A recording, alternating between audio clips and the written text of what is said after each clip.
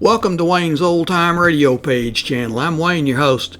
These programs are brought to you by support of our listeners. You can give your support at Patreon or PayPal, either one. There's clickable links in the description below. Thanks for your support and enjoy the shows. From Hollywood, it's time now for... Johnny Dollar. Hello? Who is it? Hello? Hello? Johnny, who is it? I don't know, Countess. Maybe they weren't expecting a man to answer, or at least not me. I would not know about that. What about this guy who was lying unconscious in your closet? Would you know anything about that? No, Johnny. I didn't think you would. I'll give him another shot of those smelling salts. I think he's coming too. Good. Maybe he'll know about some of these things. Yes, he will. Some of them. And of course he will tell you. I was hoping it would not be brought out. I did not want you to know. Murder is usually brought out sooner or later. Not murder, Johnny. It is not that simple.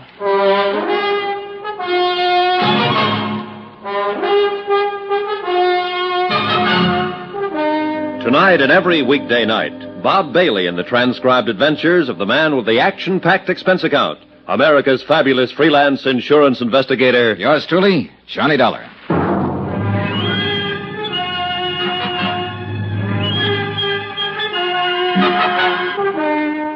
From Special Investigator Johnny Dollar, location Algiers, North Africa, to the Home Office Transworld Fidelity Company, Hartford, Connecticut. Assignment, the Lorcoe Diamonds Matter. Expense account continued. Item 6, $9.30, smelling salts and a bottle of scotch. The smelling salts were needed for a double-talking fellow named Zeindorf, who'd managed to get himself gassed half to death in a closet. A representative of your client who suffered the $100,000 loss, Lorcoe Diamonds of Amsterdam. The scotch was for me. Johnny, he does not like it. Should I go on holding them under his nose? Yeah, sure. Keep shoving them at him until he's strong enough to fight you off. That's how smelling salts work. A person has to come to in sheer self-defense. Nine, stop. It's more too plenty already. My nose is killed, dead. No more. Maybe you've been poking it into the wrong places. What were you doing in that closet, Mr. Zeindorf? It's nothing. I can tell you the entire thing in 2 words. Use more if you need them, but make it good. Nobody has found this beautiful diamond.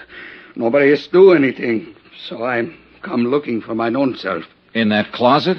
9 is only for hiding. I am wait for everybody going away, going at sleep. Then I am going to looking. In my apartment. What made you think they would be here? You are pleased to forgiving me, Fräulein. But I am not taking the chance. I'm think to looking every place. Who turned on the gas out there? Do not ask it. I know nothing. I think I have sleeping some, maybe, and when I have waking, I am died almost. Yeah. Well, apparently somebody was out to get one of us at least. Hey, what about that maid of yours, Maria? Or is there one? Of course. She... You know, that is strange. She disappeared about the time you arrived, slipped out without a word. Does she live here? I think she lives up in the Casbah. I hire her through the agency. I see. Do you think she did it? Oh, the more I find out, the less I'm sure of. Maybe Mr. Zeindorf did it, trying to commit suicide over his missing trinkets. 9. Suicide is one thing I am not.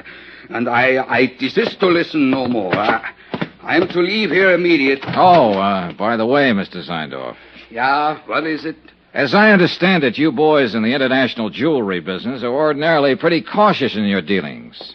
Yeah, the prudence, mynheer. Always the entire prudence. That's what I mean. You always investigate a new client thoroughly before you take any chances, is that right? Is entire correct? Johnny, no. Then why did you send $100,000 worth of diamonds here to Algiers at the request of a woman who doesn't have a cent to her name?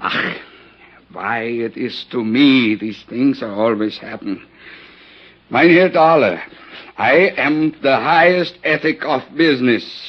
I cannot give you answering. Well, one of you better give me an answering. Oh, it is all right, Mr. Zeindorf. Please, you tell Countess. All right. What he is trying to say, Johnny, is this. It did not matter about my financial standing because I was not actually a client. What do you mean? You ordered the stuff? Yes, several pieces on approval, so I could make a selection. anything up to $20,000. Somebody else was paying for it. It was being given to me as a gift. By whom? A fellow countryman of yours, a man named Charles Barrett. He's been here 3 months, lives on his yacht. Mr. Zeindorf, how did you know this man Barrett would pay for the diamonds? By the letter, mynheer. What letter? When I wrote to the Lorcoe firm, I took the liberty of enclosing a letter written to me by Mr. Barrett. His own authentical signings. We investigate immediately. What sort of a letter was it? He promised to pay for a gift of jewelry up to $20,000 of my own selection in return for certain considerations. What considerations? Romantic, mynheer. It is a little present of the engagement. Is that what it was, Maria? An engagement present? Yes. I see. I think I go now. It's too much has happened in this place. Is it all right to smoke now? Yeah, sure. The gas is cleared out. Here. Thank you.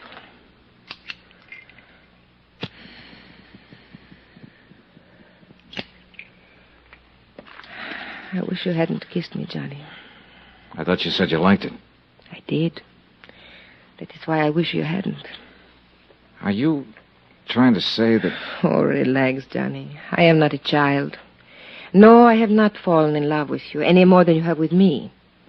But I could, very easily. What about this man Barrett? What's he like? Oh, an overbearing, spoiled, middle-aged little boy. The price sounds kind of high. What else is there? Ever think of working? Where? At what? In Italy, yes. But you know what's open there for an impoverished countess. Yeah, I know. And I suppose you can't get a work permit anywhere else, is that it? Oh, forget it, Johnny. All I know how to do is be highly ornamental, say the right things to the right people, do the right things at the right time, and eat by stealing caviar at cocktail parties. You go hungry a lot that way. Yeah, I guess it's rough. Well, don't let it throw you, honey. You're not the first girl who married for money. What? I guess you don't understand. Nobody has said anything about marriage. Oh, I see. Well, Johnny, I imagine you will be leaving now. So, good night, Johnny. Goodbye. For all the progress I'd made in the case, I might as well have stayed at home. Another fish off the hook. Logical suspect number one had been the customs property agent Andre Jardine. But the blow on the head that sent him to the hospital hadn't been faked. And that, plus the fact the diamond courier had shown symptoms of poisoning before the plane even landed, seemed to leave Andre in the clear. And now number two, Maria Countess d'Atalia, was apparently able to supply another answer every time she needed one. And her answers were backed up by Hans Zeindorf, Lorcoe's own representative. We were shortcutting through the harbor district when I began to realize that the same car had been behind us ever since we'd left Maria's. It was a low-slung English job, expensive and easy to recognize. Driver. Oui, monsieur? Hit the gas a little harder. See if you can shake that car behind us. Mais oui. The other car picked up speed to match ours and still held the same distance. Hey, try a couple of fast corners. I want to make sure. Yeah?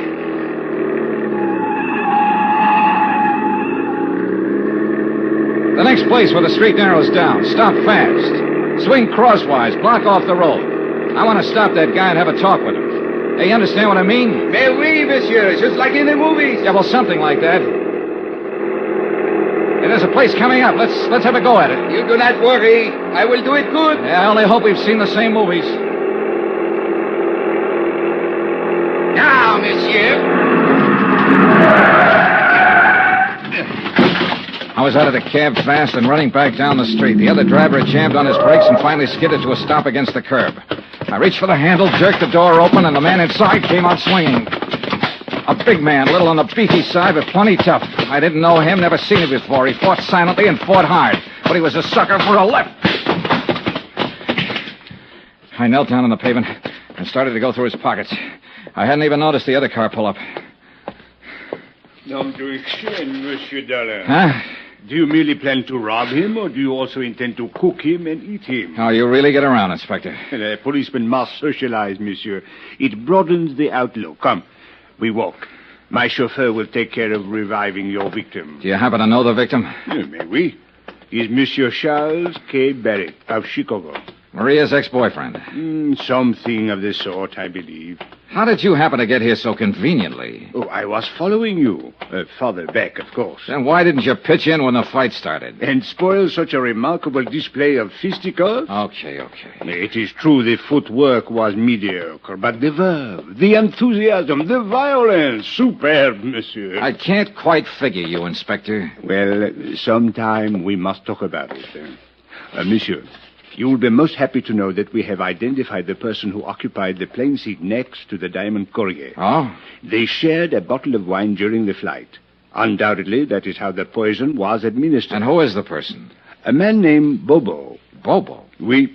He is well known in the Casbah. He is a thief, smuggler, dope peddler, and it is said he can be hired as a killer. Have you picked him up yet? Well, I have not tried to. Why not?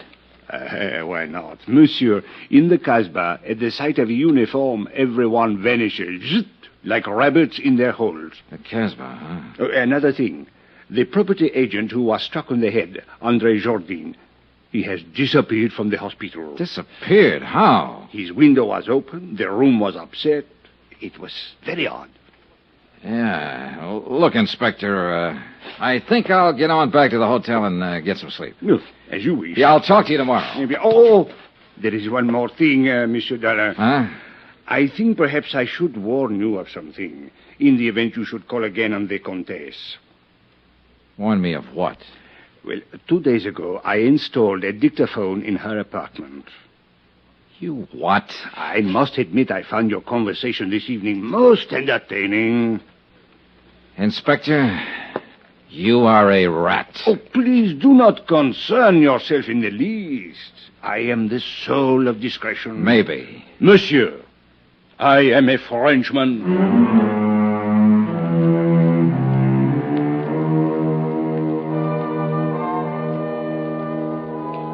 Twice tonight, the Casbah had been mentioned.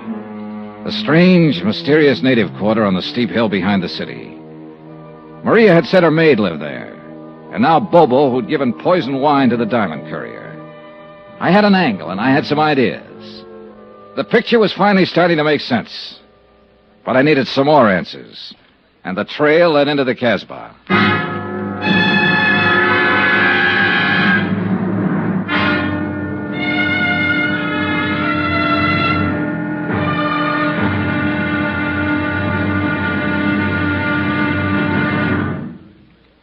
There'll be another intriguing episode in our story of the Lorcoe Diamonds Matter tomorrow. Tomorrow, a bungling fool, a tightening net, and a violent death in a crooked alley of the Casbah. Join us, won't you? Yours truly, Johnny Dollar.